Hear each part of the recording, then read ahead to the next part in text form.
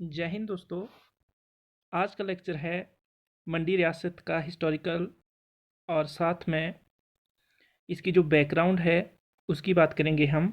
और बैकग्राउंड होगी पूरी की पूरी हिस्टोरिकल बैकग्राउंड है, ये ऐतिहासिक भूमिका की बात करेंगे।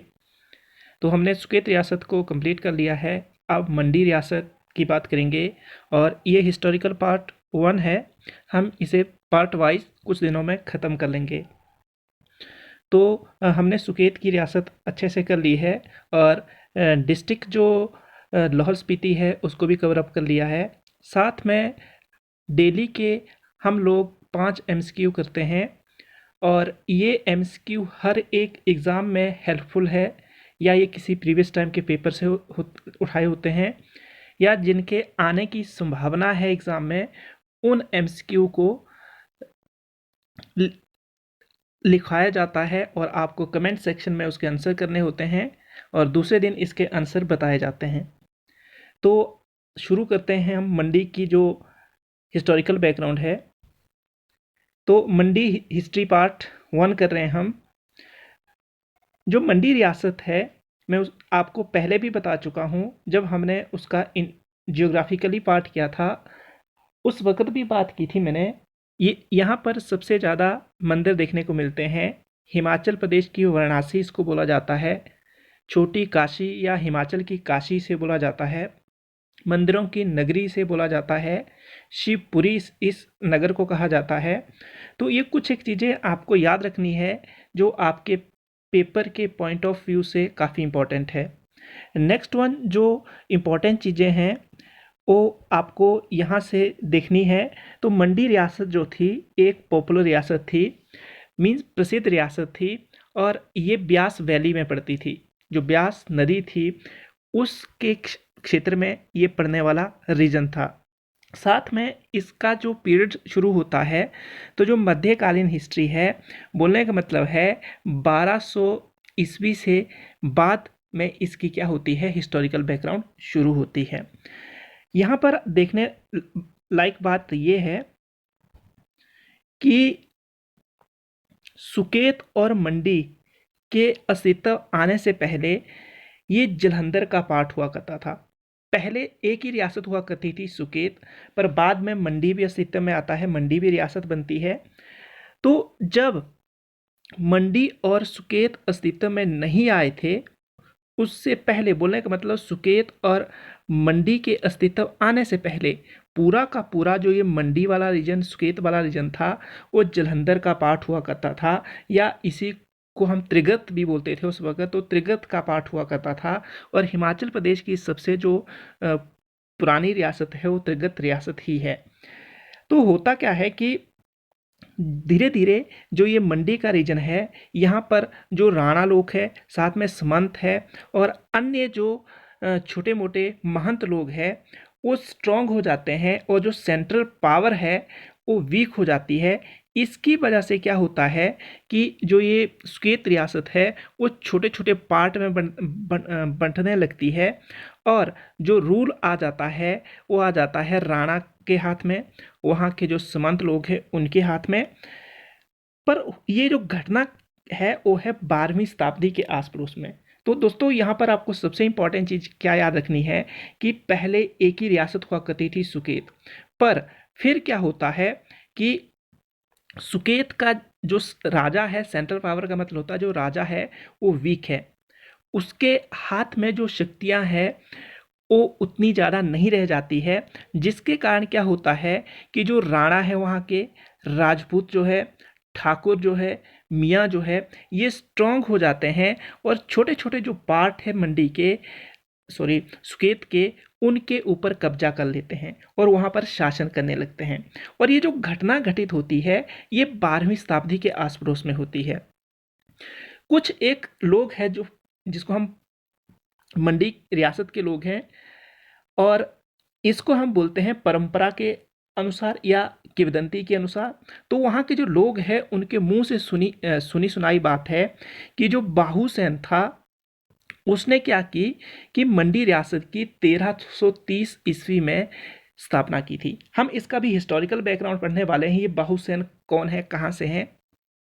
तो याद रखना क्या है कि बाहुसेन ने क्या की है, 13वीं शताब्दी में, मतलब 13वीं शताब्दी की जो बिगिनिंग है और 12वीं शताब्दी खत्म हो गई है, बोलने का मतलब 1330 ईस्वी के आस पड़ोस में उसने क्या कर लिया है, मंडी रियासत की स्थापना कर ली है। और बाहुसेन और जो शाहुसेन है, दो ब्रदर है। हमने सुकेत की हिस्ट्री में भी इसके बारे में डिस्कस किया था। और ये जो बेटे हैं, ये बीरसेन के बेटे हैं। दोस्तों ये बीरसेन भी इम्पॉर्टेंट है क्योंकि इसने सुकेत रियासत की स्थापना की है। हमने पीछे पढ़ लिया सुकेत रियासत की स्थापना किस व्यक्ति ने की है। तो जो व्यक्ति है वो बीरसेन है। तो होता क्या है, ये जो बाहुसेन और शाहुसेन है, इनमें से एक जो शाहुसेन है उसको क्या किया जाता है, किंगडम से हटाया जाता है। क्यों हटाया जाता है? क्योंकि वो लेजी है। उसकी हैबिट कैसी है, लेजी है, आलसी है, और वो राजकाज का काम संभालने के लायक नहीं है। तो जो वहाँ उस समय के जो उसके राज दरबार में लोग थे, उन्होंने उसको क्या कर दिया, हटाने का प्लान बना लिया। किसको? जो शाहुसेन था उसको। Made a plan to, plan तो कर लिया। प्लान करने के बाद क्या हुआ कि उसका जो छोटा भाई था बाहुसेन, उसको राजा बनाने की सोच ली। पर सडनली क्या होता है कि शाहुसेन को जब इस बारे में पता चलता है तो जो बाहुसेन है वो डर जाता है। तो ये आपको यहाँ पर इम्पॉर्टेंट चीज़ क्या याद रखने वाली है, जो ये बाहुसेन और शाहुसेन के बीच क्या संबंध है और साथ में ये किसके बेटे हैं। तो यहाँ पर दोस्तों बीरसेन जो है इसके बेटे हैं दोनों। और सबसे इम्पॉर्टेंट चीज़ क्या है कि जो सुकेत रियासत का संस्थापक है वो कौन है, तो बीरसेन है। आपको यहाँ बीरसेन देखने को मिलता है। और थर्ड वन चीज़ क्या है कि जो मंडी रियासत की स्थापना हुई वो कब हुई, और पहले क्या हुआ करता था, मंडी जो हुआ करता था सुकेत का पार्ट हुआ करता था। और ये सुकेत का पार्ट होने के साथ ही जो ये मंडी और सुकेत का पार्ट हुआ करता था, ये जलंधर के अधीन हुआ करता था। अगर हम बोलें तो त्रिगत के अंतर्गत ये पार्ट हुआ करते थे।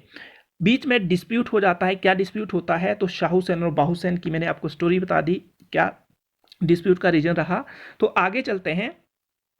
अब हुआ क्या, जब ये डिस्प्यूट होता है तो शाहुसेन को जब ये पता चल जाता है कि ऐसा प्लान किया हुआ है, तो क्या होता है कि वो बाहुसेन के ऊपर अटैक करने की सोच लेता है। तो बाहुसेन क्या करता है, सुकेत को छोड़कर कुल्लू के मंगलौर में रहना शुरू कर देता है और लंबे समय तक वहाँ रहता है। कहाँ रहता है दोस्तों? काफ़ी इंपॉर्टेंट है कि लंबे समय तक वो मंगलौर में रहता है। और मंगलौर में रहते रहते वहाँ पर कई मीन्स उसकी जो जनरेशन है वो यहाँ पर मतलब इस जगह पर राज करती है। कुल्लू के जो मंगलोर कुल्लू पर भी राज करती है इसके जो वंशज है। और ये माना जाता है कि किंग ऑफ मंडी और किंग ऑफ जो मंडी था और साथ में जो क्योंथल का राजा था, इनको सूर्यवंशी माना जाता है। पर यहाँ पर भी डिस्प्यूट है। यहाँ पर भी क्या है, अलग अलग मत है। जो कुछ एक ट्रेडिशन कुछ और कहते हैं, और कुछ एक जो क्या बोलते हैं मॉन्यूमेंट, या जिसको हम क्या बोलते हैं हिस्टोरिकल मॉन्यूमेंट, हिस्टोरिकल रिसोर्स तो नहीं बोलेंगे, पर जो पुरातात्विक स्रोत है उसके आधार पर जो पता चला है कि वो सूर्यवंशी नहीं थे। वो क्या थे, बंगाल से आए हुए थे। और वो सैन उनका जो सरनेम हुआ करता था, सैन हुआ करता था। और कुछ एक ट्रेडिशन कहते हैं, जो ट्रेडिशन का मतलब है परंपराएं, या जो वहाँ की किंवदंतियां हैं, लोगों के मुंह के द्वारा कही गई बातें हैं। तो वो बोलती है कि ये जो थे ये पांडव वंश से संबंध रखते थे। तो इंपॉर्टेंट चीज है कि किंग ऑफ मंडी और जो सुकेत था और क्योंथल थे, कुछ एक मानते हैं कि ये बंगाल के वंशज थे, कुछ एक मानते हैं कि ये सूर्यवंशी थे। दोस्तों ये सूर्यवंशी जो था, अगर आप जो रामायण काल में देखें तो जो दशरथ राजा थे तो वो सूर्यवंशी थे। तो कुछ एक बोलते हैं कि इनके वंशज है, पर ये तो मीन मनगढ़ंत जैसी कहानी लगती है। साथ में एक अन्य बात बोली जाती है कि ये बंगाल से आए थे, क्योंकि इनके नाम के साथ सैन सैन लगा है, और जो सैन वंश हुआ है वो बंगाल में हुआ है। कुछ एक ट्रेडिशनल कहते हैं कि ये पांडव के वंशज है, क्योंकि जो कल्चर और परंपरा है सुकेत और मंडी रियासत की, तो कहीं ना कहीं पांडव काल से मिलती जुलती है। पर होता क्या है कि 1200 ईस्वी तक मंडी और सुकेत क्या है, एक ही रियासत के पार्ट है, और इसके ऊपर जालंधर का क्या हुआ करता था, अधिकार हुआ करता था। पर धीरे धीरे क्या होता है, फाइट शुरू हो जाती है, किसके बीच में लड़ाई होती है कि बाहुसैन और शाहुसैन, पीछे स्टोरी बताई हुई है। और क्या करता है, शाहुसैन सुकेत को छोड़कर कुल्लू चला जाता है, और कुल्लू के किस रीजन में रहता है, वो मंगलोर में रहता है। काफ़ी इंपॉर्टेंट दोस्तों, मंगलोर को याद रखना। कुल्लू मतलब सुकेत के किस राजा ने कुछ समय तक मंगलोर में बिताया, और बाद में क्या होता है, वो क्या करता है, मंडी के ऊपर और जो सुकेत रियासत है उसके ऊपर भी अटैक करता है। तो ये शाहुसैनी जो बाहुसैन है वही राजा है। बाद में क्या होता है कि इनके बाहुसैन की जब डेथ होती है, तो उसका जो 12वां वंशज है वो राजा बनता है। याद रखना दोस्तों, बाहुसैन की जब डेथ होती है तो उसका जो 12वीं जनरेशन है, मीन्स 12वां जो वंशज है, वो क्या बनता है, राजा बनता है। और उस राजा का नाम है करचन सेन। करचन सेन राजा बनता है, और सबसे पहले ही बात क्या है कि वो महत्वाकांक्षी है, जिसको हम एम्बिशियस बोलते हैं, और वो अटैक करता है कुल्लू के ऊपर। और कुल्लू के ऊपर अटैक करने के बाद क्या करता है, वहाँ पर जो ठाकुर लोग हैं, जो सामंत लोग हैं, उनको हराकर अपने अधीन करता है। साथ में क्या होता है कि पंजेई के राणा, ये राणा लोग हैं, उनको भी हराता है। थुजराई, साथ में काबो का एरिया क्या करता है, अपनी रियासत में मिला लेता है। भागी, थाच, निरुंड, ये जो सारे के सारे एरिया है उसे अपने कब्जे में कर लेता है। कौन करता है, ये करचन सेन के समय की बात है। किसका बेटा है ये, तो ये बाहुसैन का बेटा है। अटैक किसके ऊपर किया, तो ये जो राणा थे, सामंत थे, उनके ऊपर अटैक करता है। और ये राणा और सामंत जो थे, सुकेत रियासत में, कुल्लू रियासत में इनका राज था। छोटे छोटे एरिया के ऊपर ये राज किया करते थे, और इनके ऊपर टैक्स लगाता है। क्या लगाता है दोस्तों, टैक्स लगाता है। Were allowed to pay tax to Mandi, they were Rana of Kullu. और ये किसके राणा है, ये कुल्लू के राणा है। और इंपॉर्टेंट चीज है कि जो ये करचन सेन है, इसे मंडी का राजा कंसीडर किया जाता है। मंडी का राजा कंसीडर करने के पीछे जो रीजन है, तो इसे मंडी की हिस्ट्री में मंडी का राजा माना गया हुआ है। ये ऐतिहासिक स्रोत के आधार पर हमें पता चलता है। नेक्स्ट वन जो है, कुल्लू के ऊपर भी अटैक करता है करचन सेन, और करचन सेन को विक्ट्री मिलती है। विक्ट्री मिलने के बाद मंगलोर वाला जो एरिया है उसको पूरे के पूरे जला देता है। और करचन सेन की वाइफ उस वक्त प्रेग्नेंट है। तो जब ये डिस्प्यूट चला हुआ है, करचन सेन जब अटैक कर देता है किसके ऊपर, ये जो मंगलोर वाला रीजन है दोस्तों, उसके ऊपर जब अटैक किया जाता है करचन सेन के द्वारा, तो उस वक्त उसकी वाइफ क्या है, प्रेग्नेंट है। और वो क्या, जो डॉटर है वो मंडी के राजा की डॉटर है। बोलने का मतलब है, करचन सेन ने शादी जो की थी, मंडी का वो राणा था, उसकी बेटी से शादी की हुई थी। और क्या करती है, वो भाग जाती है। और भागती कैसे हैं, वो ब्राह्मण के ड्रेस में भागती है। और कहाँ भागती है, तो मंडी में भागती है। और मंडी का जो राणा था, वो किस क्षेत्र का राणा हुआ करता था, शिवपुरी का राणा हुआ करता था। और जाते जाते बीच में उसको प्रसव पीड़ा शुरू हो जाती है, और एक पेड़ के नीचे क्या करती है, एक बच्चे को जन्म देती है। और जो वो पेड़ है वो बान का पेड़ है, जिसकी लकड़ी काफ़ी अच्छी मानी जाती है। जो अपर हिमाचल वाले रीजन है वहाँ पर इसको पशु खाते हैं। तो उस पेड़ के नीचे एक बच्चे को जन्म देती है, और उसी पेड़ का नाम बान पेड़ है। इसी कारण उस बच्चे का नाम बाण सेन रखा जाता है। और जो उस वक्त शिवपुरी का राजा है, जो राणा फैमिली से बिलोंग करता है, उसकी कोई भी औलाद नहीं है, और वो क्या करता है, उसको एडॉप्ट कर लेता है। अब क्या किया जाता है, एडॉप्ट करने के बाद जो ये बाण सेन है, ये कहाँ पर रहता है, ये लंबे समय तक अपने नाना के यहाँ रहता है।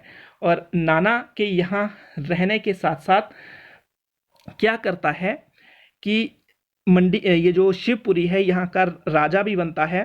साथ में क्या करता है, ये भी एक एम्बिशियस राजा है। एम्बिशियस राजा होने के साथ साथ इसने क्या किया है, कुछ एक इम्पॉर्टेंट घटनाएं हुई है इसके समय में मंडी में, वो हमें याद रखनी है। ये क्या करता है कि जो विक्ट्री मतलब एक अटैक करता है किसके ऊपर, पंडों के ऊपर, खोंखण के ऊपर। खोंखण वर्तमान में कुल्लू का रीजन है, और इसके ऊपर विक्ट्री भी प्राप्त होती है उसको। साथ में ये क्या करता है कि जो शिवपुरी कैपिटल थी, तो वो किसकी कैपिटल थी दोस्तों, मंडी की कैपिटल थी। तो पुराने समय में मंडी की कैपिटल कहाँ पर हुआ करती थी, ये आपकी शिवपुरी में हुआ करती थी। तो शिवपुरी से कैपिटल को शिफ्ट करता है भिवली। भिवली मंडी से थोड़ा सा आगे हैं, बोलने का मतलब 3 किलोमीटर की दूरी पर स्थित है। यहाँ गलती से FR लिखा गया है, तो इसको किलोमीटर ही समझिएगा दोस्तों। यहाँ पर इसको आप देख सकते हैं कि ये क्या है, ये गलत लिखा गया है। तो मंडी का जो शिवपुरी है वहां से वो क्या करता है, कैपिटल को भिवली में शिफ्ट कर लेता है। और वो पराशर टेम्पल की भी एक पराशर टेम्पल बनाता है। और ये आपको लिए काफ़ी इंपॉर्टेंट है दोस्तों कि किस मंडी के राजा ने पराशर टेम्पल को बनाया, साथ में पराशर सरोवर को बनाया। तो वो जो था वो आपका बाणसेन है, और ये मंडी से 30 किलोमीटर की दूरी पर स्थित है। वर्तमान में यहाँ इस जगह पर आप विजिट कर सकते हैं। पर सबसे इम्पॉर्टेंट चीज़ क्या है, जो ये बाणसेन है, इसकी जो डेथ के बारे में काफ़ी ज़्यादा कन्फ्यूजन है। अलग अलग जो रिसोर्स है वो अलग अलग विवरण देते हैं। तो यहाँ पर कुछ एक इम्पॉर्टेंट बुक्स है, वो क्या करती है, जो राजा बाणसेन हुए हैं उनकी डेथ के बारे में अलग अलग विवरण देती है। तो पहली जो बुक है, हिस्ट्री ऑफ द पंजाब हिल, जो जिसको लिखा गया हटीचंद। कई बार दोस्तों डायरेक्टली ऐसे क्वेश्चन पूछे जाते हैं कि हिस्ट्री ऑफ पंजाब हिल किसने लिखी हुई है, तो ये हटीचंद ने लिखी हुई है। और ये मंडी के इतिहास के बारे में बताती है। और ये लिखा हुआ है इसमें कि बाणसेन की मृत्यु, मीन्स ये याद नहीं रखनी है, पर इसमें कुछ और बताया हुआ है। और हिस्ट्री ऑफ मंडी स्टेट में कुछ और बताया है। इसको किसने लिखा है, ये जो लिखा है मनमोहन ने लिखा है। आपको ये याद रखना है कि हिस्ट्री ऑफ मंडी के स्टेट किसने लिखी हुई है, तो ये मनमोहन ने लिखी हुई है। और इन दोनों जो सोर्स है या जो किताबें हैं, इससे हमें ये पता चलता है कि जो बाणसेन था उसकी डेथ अलग अलग समय पर, मीन्स इन दो किताबों में दिखाई हुई है, तो इनकी डेथ का कुछ भी पता नहीं चलता है। और जो ये पराशर सरोवर है, ये पराशर ऋषि से संबंध रखता है। और इसके आस पड़ोस में एक टेम्पल भी बना हुआ है जिसको पराशर टेम्पल का नाम दिया गया हुआ है। 13वीं शताब्दी में इसको सेटअप किया गया था। और आगे हम इमेज भी देखेंगे आने वाली स्लाइड में। तो आपको ये याद रखना है। और पैगोडा शैली में बना हुआ ये मंदिर किसने बनाया हुआ है, बाणसेन ने बनाया हुआ है, जिसने शिवपुरी से राजधानी कहाँ पर शिफ्ट की थी, राजधानी उसने भिवली में शिफ्ट की थी। हम भिवली की आगे पिक्चर भी देखेंगे कि भिवली उस वक्त कैसा दिखता था। तो आगे चलें। तो यस्टरडे के जो आंसर है, मतलब आंसर है, who was the founder of पाला डायनेस्टी।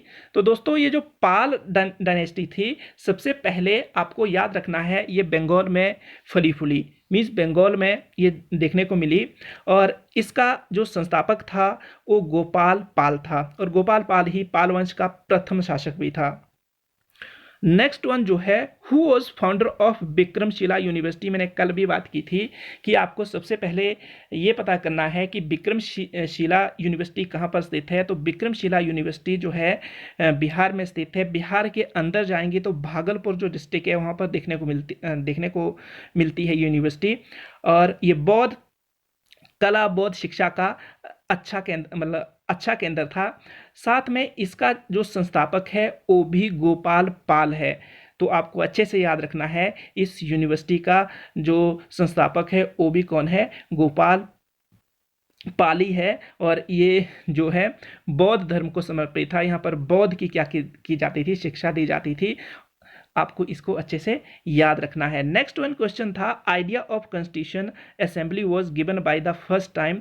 तो जो संविधान सभा का सबसे पहले आइडिया किसने दिया था, उसने ये बोला था कि हमारे देश के अंदर एक संविधान सभा होनी चाहिए। तो 1934 की बात है दोस्तों, एम.एन. रॉय ने ये पहली बार विचार दिया था। और उसके बाद क्या हुआ था कि 1935 के आस पड़ोस में कांग्रेस ने भी ऐसी बात की थी, और जो मीन्स ऑफिशियली क्या किया था, ये बात रखी थी कि हमारे देश के अंदर एक संविधान सभा का निर्माण किया जाना चाहिए, और जो क्या करे, आने वाले समय में एक संविधान का निर्माण करे। विच acid causes pain in the muscles, दोस्तों आगे इसकी हम पिक्चर भी देखेंगे। ये लैक्टिक एसिड होता है, और हमारी बॉडी के अंदर जब एनारोबिक केमिकल रिएक्शन होती है उसकी वजह से होता है। जो एनाएरोबिक केमिकल रिएक्शन होती है, या जिसको अवायवीय क्रियाएं बोलते हैं, इसमें क्या होता है कि कोई भी जब केमिकल रिएक्शन होती है, रासायनिक क्रिया होती है, तो वायु की अनुपस्थिति में होती है। और जो ये लैक्टिक एसिड का बनना है वो भी इस प्रकार की क्रिया देखने को मिलती है। Which process is use to make alcohol, तो इसे किण्वन कहते हैं, इंग्लिश में इसको फर्मिटेशन बोलते हैं। आपको इसको अच्छे से याद रखना है। और ये भी एक अवायवीय क्रिया है, या जिसको एनारोबिक केमिकल रिएक्शन बोलते हैं, ये आपको अच्छे से याद रखना है। तो ये आज के मतलब कल के ये आंसर थे। आगे कुछ एक इमेज है, ब्यूली की इमेज है। ब्यूली क्या थी कि जो हमारे बाणसेन थे, उन्होंने क्या किया था, इसको अपनी कैपिटल बनाया था। मैं इसको झूम करके दिखाता हूँ। ये इस तरह की कुछ जो छाया चित्र था देखने को मिलता है, आप अच्छे से इसको देख सकते हैं। ये दोस्तों ब्यूली किसकी कैपिटल थी, ये जो थी मंडी के राजा बाणसेन ने इसको कैपिटल बनाया था। और ये जो कैपिटल रही, ये इसी के समय में रही, बाद में अन्य राजाओं ने इसको शिफ्ट कर दिया था। नेक्स्ट वन जो स्लाइड है, इसमें जो है ये मैंगलोर जो है कुल्लू में स्थित है, और इसके ऊपर क्या किया था, करचन सेन ने अटैक किया था, और अटैक करने के बाद इसको जला दिया था। ये देखने में कुछ ऐसा सा है, आप देख सकते हैं कितना अच्छा व्यू देखने को मिल रहा है। नेक्स्ट वन जो है पराशर टेम्पल, कुछ इस तरह का है दोस्तों, जिसे बाणसेन ने बनाया था और 13वीं शताब्दी के आस पड़ोस में बना था। इसके आस पड़ोस में एक आपको पराशर सरोवर भी देखने को मिलता है। ये छतरी नुमा जो शैली है, इसको पैगोडा शैली बोलते हैं, हिडिंबा देवी, और जो हमारे कुल्लू में मैक्सिमम टेम्पल जो है इस शैली में देखने को मिलते हैं। नेक्स्ट वन, ये जो किंग गोपाला है, ये पाल वंश का राजा है, और इस तरह का उनका जो ड्रेसिंग सेंस होती थी, और जो ये आपको तलवार हाथ में लिए हुए जो दिखाई दे रहा है, इसका ये जो सिंबल है ये पावर का सिंबल है। नेक्स्ट वन जो है लैक्टिक एसिड, कुछ इस तरह देखने को मिलता है, और उसका जो फॉर्मूला है C3H6O3 देखने को मिलता है। और ये क्या है, अवायवीय क्रिया है, जो ऐसी क्रियाएं जो मतलब वायु की अनुपस्थिति में होती है, उसको एनावरिक केमिकल रिएक्शन कहा जाता है। नेक्स्ट वन जो है विक्रम शिला यूनिवर्सिटी, कुछ इस तरह की थी, ये बिहार में देखने को मिलती है, जिसे पाल वंश के राजा गोपाल पाल ने बनाया है। इसको झूम करके देख सकते हैं, ये कितनी सुंदर है, कितना ब्यूटीफुल व्यू देखने को मिलता है। आगे नेक्स्ट वन जो है आज के question, what is the name of central bank of USA. दोस्तों इसको ठीक कर लीजिएगा, ये सेंट्रल बैंक ऑफ यूएसए लिखना था, और ये गलती से बैंड लिखा गया है, उसके लिए मैं माफ़ी चाहता हूँ। नेक्स्ट वन है, on which day is celebrated as world biodiversity day. तो जैव विविधता डे कब मनाया जाता है। Who is CGI of India present day. आज के समय में भारत के मुख्य न्यायाधीश कौन है। Which organisation publish ease of doing index. कौन सी organisation ease of doing index को पब्लिश करती है। Who was first vice president of India. Bharat के पहले उपराष्ट्रपति कौन थे। आगे मैं जय हिंद कहना चाहूँगा। अपना ध्यान रखिए, अपने परिवार का ध्यान रखिए, स्वयं खुश रहिए, रहिए, दूसरों को भी खुश रखिए। धन्यवाद।